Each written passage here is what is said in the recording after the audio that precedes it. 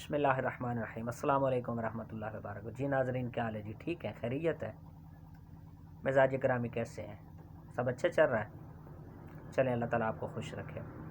دوستو، میں نے آپ کو بتانا تھا کہ سائیکالوجسٹ اور سائیکاٹرسٹ جو ہوتے ہیں نا، وہ بتاتے ہیں کہ فوبیا بھی کوئی چیز ہوتی ہے۔ فوبیا مختلف قسم کا ہوتا ہے مختلف لوگوں کے ساتھ۔ کسی کو واٹر فوبیا ہوتا ہے، کسی کو فائر فوبیا ہوتا ہے، کسی کو ٹریول فوبیا ہوتا ہے، کسی کو پیپلز یا رش فوبیا ہوتا ہے۔ فوبیا کے کئی مثالیں ہیں۔ فوبیا کا مریض بلا وجہ جو ہے نا خوف کھاتا رہتا ہے، ڈرتا رہتا ہے۔ تو ہمارے دوستوں میں نا بعض اوقات ہمارے لوگوں میں، دوستوں میں، عزیز و کار میں، بظاہر وہ ماشاءاللہ اچھے ہوتے ہیں، نیک ہوتے ہیں، نماز بھی پڑھتے ہیں، سب کچھ کرتے ہیں، لیکن انہیں جو ہے نا اسلامک فوبیا ہوتا ہے۔ اسلامک فوبیا، وہ اس چیز کا، اس فوبیا کا شکار ہوتے ہیں۔ شاید مطالعے کی کمی کی وجہ سے، حالات و واقعات سے سمجھوتا یا سامنا کی سخت جو ہے نہ ہونے کی وجہ سے، یہ اسلامک فوبیا میں وہ جو ہے نا ہو جاتے ہیں،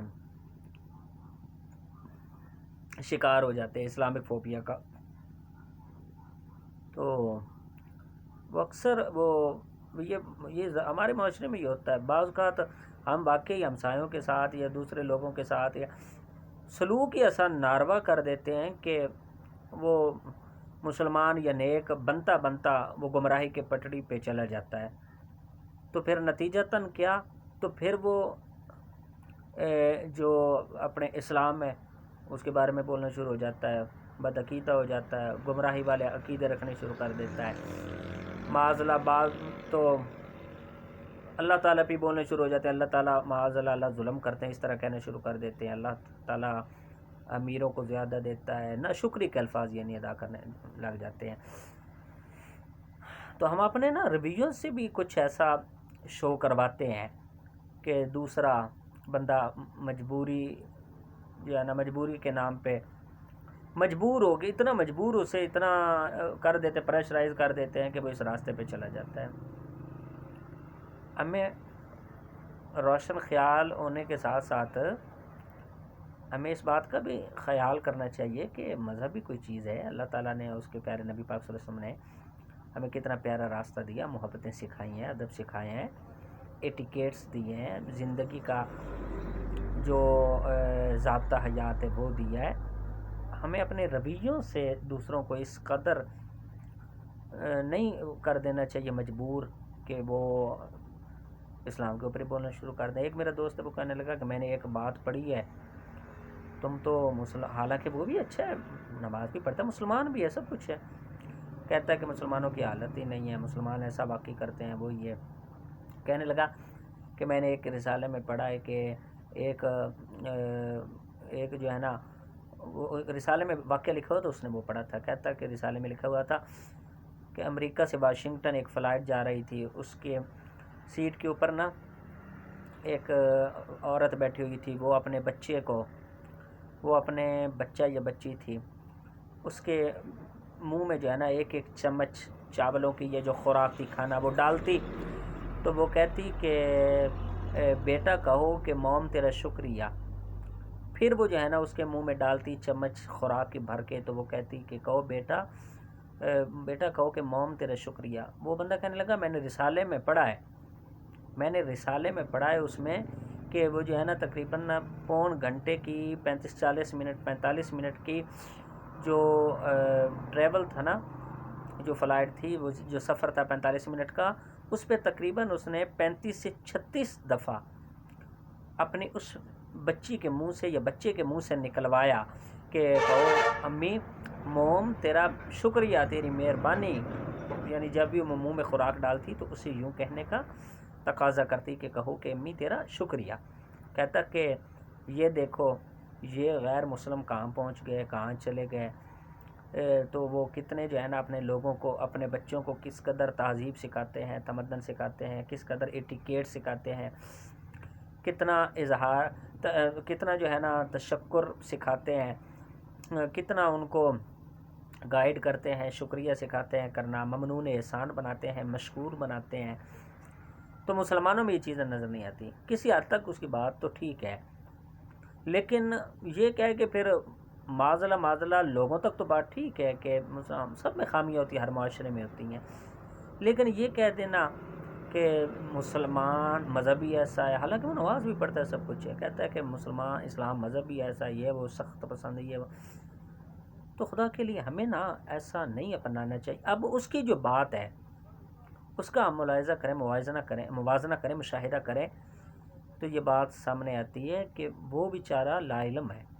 ہمیں زیادہ سے زیادہ علماء کرام کے پاس جانا چاہیے، واقعی علماء کرام سے ہمیں احادیث سیکھنی چاہیے، پڑھنی چاہیے، نبی پاک صلی اللہ علیہ وسلم کا طرز زندگی، سیرت النبی صلی اللہ علیہ وسلم ہمیں سیکھنا چاہیے، سیرت النبی، نبی پاک صلی اللہ علیہ وسلم کی زندگی، نبی پاک صلی اللہ علیہ وسلم کے اخلاق کریمانہ، کتنا پیارا مذہب، کتنے پیارے طریقے ہمیں دیے۔